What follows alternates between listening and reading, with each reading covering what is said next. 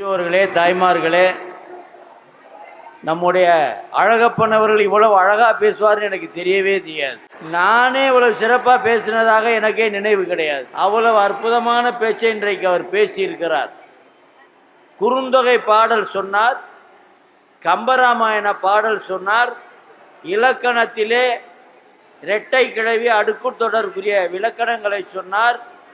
இதையெல்லாம் திரைப்பட பாடலுடைய பயன்பாட்டிலே சொல்லுகிறார், கருத்தரங்களை சொல்லலை. இதையெல்லாம் இந்த பட்டிமன்றத்திலே சாதாரணமாக பேசுகிறார். அந்த அளவிற்கு அவர் இலக்கிய தோய்வும் தமிழ் பற்றும் உடையவராக இருக்கிறார். இன்றைக்கும் அவர் வளர்ச்சியடைய வேண்டும்.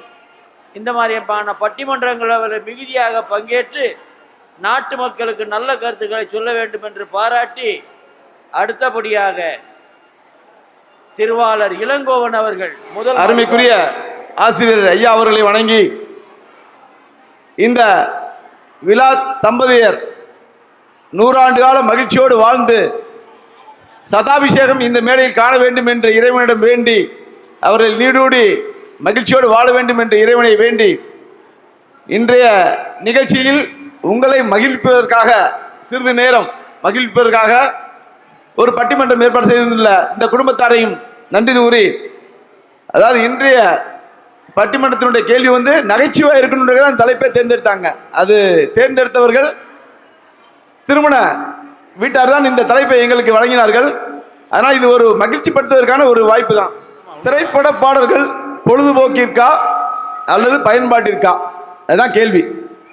ஐயா, ஒரு படத்துல 4 பாட்டு வருங்கய்யா, இல்ல 5 பாட்டு வரும், 8 பாட்டு கூட வந்திருக்கு. ஒரு நிமிஷம் நிப்பாட்டுங்க. 1935 வந்த காளிதாஸ் படத்துல 56 பாட்டு. இப்பயும் அதே மாதிரி 4 பாட்டு 5 பாட்டு வருதுங்கய்யா. இதுல மகிழ்ப்பதற்காக பொழுதுபோக்கிற்காக வர்ற பாட்டு 4, பயன்பாட்டிற்காக வர்ற பாட்டு 1. இதே 4 பாட்டு வச்சா ஒரு படம் ஓடாது. இப்போ ஹாப்பி ஸ்ட்ரீட்னு கொண்டாடுறாங்க, கேள்விப்பட்டிருக்கீங்களா?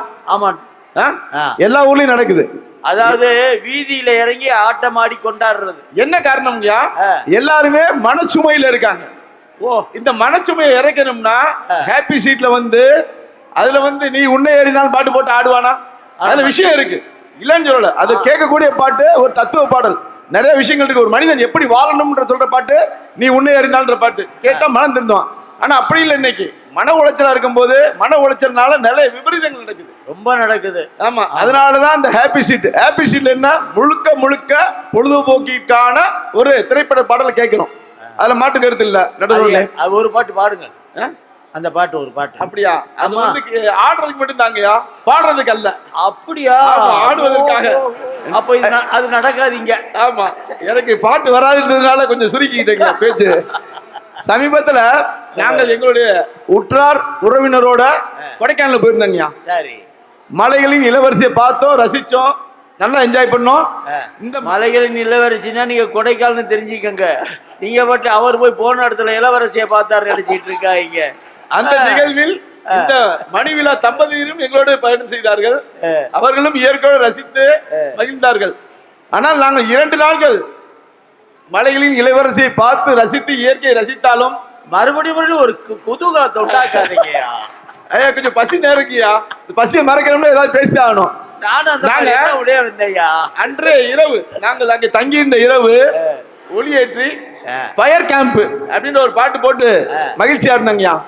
இந்த 2 நாள் நிகழ்வுல எங்க மனசுல தங்கின நிகழ்வு அந்த ஃபயர் கேம்ப் நிகழ்ச்சி தான். அதுல பாத்தீங்கன்னா 60 வயசுல இருந்து 6 வயசு வரைக்கும் ஆடி பாடி மகிழ்ந்தார்கள். அதுல பூராமே பொழுதுபோக்கிற்கான பாட்டுகளை நாங்கள் உற்சாகப்படுத்துகிற பாடல்களை போட்டுத்தான் நாங்கள் அந்த நிகழ்வை நடத்தினோம். அந்த 2 நாள் நிகழ்வுல ஹைலைட்டா இருந்தது அந்த ஃபயர் கேம்ப் நிகழ்ச்சி தான் என்று கூறுகளை மகிழ்ச்சி படுத்துகிறேன். ஐயா, பொழுதுபோக்கு மகிழ்ச்சியை குறைச்சதுனால்தான் இசை உருவாக்கின பாடல் ஆசிரியர்களுக்கு பத்மஸ்ரீ பத்ம விபூஷன் விருது கொடுத்திருக்காங்க. ஐயா, பத்மஸ்ரீ விருது வாங்கியவர் திரு சுவாமிநாதன் அவர்கள் பக்தி பாடலுக்காக வாங்கியிருக்காங்க. திரு வேலு ஆசான் அவர்கள் பத்மஸ்ரீ விருது வாங்கியிருக்காங்க. இவங்க எல்லாம் மக்களை மகிழ்வித்து பொழுதுபோக்காக மகிழ்வித்தாங்க. அதே போல என்றும் இளவரசர் இளையராஜா அவர்கள் பத்ம விபூஷன் விருது வாங்கியிருக்காங்க. அவர் மனதை மகிழ்விக்கிறதா அவருடைய வேலை. இசையில்லை மகிழ்விக்கு சிறப்பு இருக்குதான். இப்போ கோயில் திருவிழா மற்ற எல்லா திருவிழாவிலையும் பாட்டு போடுறாங்கய்யா. எதுக்கு போடுறாங்கன்னு சொல்லுங்க ஐயா, உங்களுக்கு தெரியுமா? அது பக்தி வளர்றதுக்காக போடுறாங்க. சரிங்க, இப்ப நான் ஒரு மாதிரி யோசிச்சிருக்கேன். அது உண்மையா நீங்க தான் சொல்லணும், தீர்ப்பு சொல்லும்போது சொல்லுவீங்க. பக்தி கோயில் திருவிழா நடக்குதுன்னா அதுல பாட்டு போட்டு மக்களை மகிழ்ச்சியா வைக்கலைன்னா என்ன செய்வாங்க? அந்த அக்கா பேசுவாங்க, அந்த புடவை நல்லா இருக்குடி, அவன் வீட்டுக்காரர் என்ன வாங்கி கொடுத்தாரு. அதை நீங்க முதல்ல வேற வார்த்தை சொன்னீங்க, இது புறணியான்னு தெரியல. இன்னொருத்தர் பேசுவாங்க, இந்த காதணி நல்லா இருக்கு, அவர் எது வாங்கி கொடுத்தாரு. சரிங்களா? இந்த பேச்சு வளர்ந்து ஒரு படத்துல வடிவேலும் சாரி சாப்பிட்டு ஒரு கடை முன்னாடி பேசிட்டு இருக்கும்போது சும்மா வம்பல் தூட்டு போயிடுவாங்க, கடைசியா அந்த கடை காலியாயிரும். அதுதாங்க நடக்கும். எங்க வீட்டுக்காரர் அது வாங்கி கொடுக்கல, இது வாங்கி கொடுக்கல, பஞ்சாயத்தை கிளப்பி பாட்டுகள் போட்டா இதான் நடக்குமா? பாட்டுகள் போட்டா நடக்காது. பாட்டை போடாதனால அழுத்தமா சொல்லுங்க. பாட்டை போடத்துல என்ன செய்வாங்க? அவங்க அப்படிதான் கேட்பாங்க. எங்க வீட்டுக்காரரை ஜவுளி கடை கூட்டு போனேன், அவரு பேந்த முடிஞ்சு வேடிக்கை தான் பார்த்தாரு ஒழிய ஒரு சேலை கூட வாங்கி தரல. இப்படிதான் பஞ்சாயத்தை கிளப்பிடுவாங்க. கிளப்பி கடைசி அது சட்டையில தான் முடியும். தானாவது வாங்கிட்டு வந்து கொடுத்துருக்கணும், இல்ல ஜவுளி கடை கூட்டி போனப்பவாவது வாங்கிட்டு வந்து கொடுத்துருக்கணும். கண்டிப்பா அதையும் செய்யாமட்டா பொங்கலை வையாதாயா? இல்ல இல்ல, அதாவது அந்த நேரத்துல வந்து மகிழ்ச்சியா இருக்கணும்னா அந்த பாட்டை கேட்டா மகிழ்ச்சி ஆயிருவாங்க. பொழுதுபோக்கு தான், பொழுதுபோக்கு தசை திருப்புறது அந்த நோக்கம். சரிங்களா? இப்போ குழந்தைகள் தூங்குறதுக்கு பாட்டு பாடுறாங்க, அது பொழுதுபோக்கு தான். அந்த வீரத்தை ஊட்டுறாங்க, இல்லைன்னு சொல்லல. தாலாட்டு பாட்டு, அப்புறம் ஏற்ற பாட்டு, கடுமையான விவசாய வேலைகள் பார்க்கும்போது ஏற்ற பாட்டு பாடுறாங்க. என்ன அந்த களைப்பு தெரியக்கூடாது அவங்களுக்கு. 2 மணி நேரம். இப்ப வந்து மதுரை நாயக்கடை பஜார்ல கடைக்கு காவலாளி உட்கார்ந்து இருப்பாரு. ஏன்னா அவர் கடையை காக்கணும் காலையில வரைக்கும். அவருக்கு மகிழ்ச்சி தரக்கூடிய பொழுதுபோக்குரிய பாட்டை போட்டா தான் அவர் காலை வரைக்கும் முடிச்சு அந்த கடையை காக்க முடியும். பயன்பாட்டுக்கு பாட்டை போட்டோம்னு தூங்க ஆரம்பிச்சிருவாரு. அவர் பாட்டுல கவலை பாட்டை படைத்தானே என்ன ஆகுறது? தூங்குனா காவலாளிக்கு வேலை போயிடும், ஏன்னா கடைக்குள்ள உள்ள ஆள் போயிடுவான். அப்ப மகிழ்ச்சியான பயன்பாட்டுக்கான பாட்டு கேட்டாதான் அவரால் அந்த கடையை காக்க முடியும். அதே போல பஸ்ல நம்ம பயணம் சொல்ற மாதிரி பயணம் செய்யறோம், டிராவல் பண்றோம். டிராவல் பண்ணும்போது நாம நிம்மதியா தூங்கணும்னா அந்த டிரைவர் விடிய வரை நம்மளை பத்திரமா கொண்டு போய் சேர்க்கணும்னா பொழுதுபோக்கிற்கான மகிழ்ச்சியான குதூகல பாட்டை தான் நம்ம கேட்டுட்டு போனாதான் அவர் வண்டி ஓட்ட முடியும். அப்படின்னாதான் அந்த பஸ் மதுரை வெளியூர் போய் சேர முடியும், பயனாளிகள் வீடு வந்து சேர முடியும். சரிங்களா? அது மாதிரி முக்கியம், பயணிகள் வீடு வந்து சேரணும் முக்கியம். அதுக்கு பொழுதுபோக்கு பாட்டு இருந்தாதான் ஒரு நாள் சிறப்பா வர முடியும். சரிங்களா? அதே போல கணவன் மனைவிக்குள்ள சின்ன கருத்து வேறுபாடு வந்தா அந்த கருத்து வேறுபாடை களைவதற்கான மிகச்சிறிய மருந்து பொழுதுபோக்கு பாட்டு தாங்க. ஒரு கார்ல ஏறி ஒரு மணி நேரம் பாட்டு கேட்டு போனா ஒரு பாட்டாவது பாடுங்க. அத பாட்டு எனக்கு சத்தவா நானும் 2-3 பேர்ட்ட பேசி பார்த்தேன். எங்க வீட்டுக்கார மாட்டேன் அந்த சமாதானத்தை படிச்சுக்கிறேன். அது மாதிரி பாட்டு எனக்கு கொஞ்சம் வராதுன்றதுனால தீராவி பேசிட்டு இருக்கேன். நானும் ஒரு 2-3 பேர்ட்ட பேசி பார்த்தேன், எனக்கு மேல பாட நீங்க மைண்ட் வாய்ஸ் பாட வாங்கன்ட்டு என் குழந்தையாட்டோட கேட்டு பார்த்தேன். அது வரமாட்டேன்ருச்சு, வரமாட்டேன் அப்படின்ட்டு. அதனால நான் பாட முடியாத சூழ்நிலை இருக்கேன். ஆனாலும் பாட்டை விட உங்க பேச்சு ரொம்ப சூப்பரா. சரிங்க, ரொம்ப சந்தோஷம். எனக்கு திருமணம் ஆகி 32 ஆண்டுகள் ஆயிடுச்சுங்க.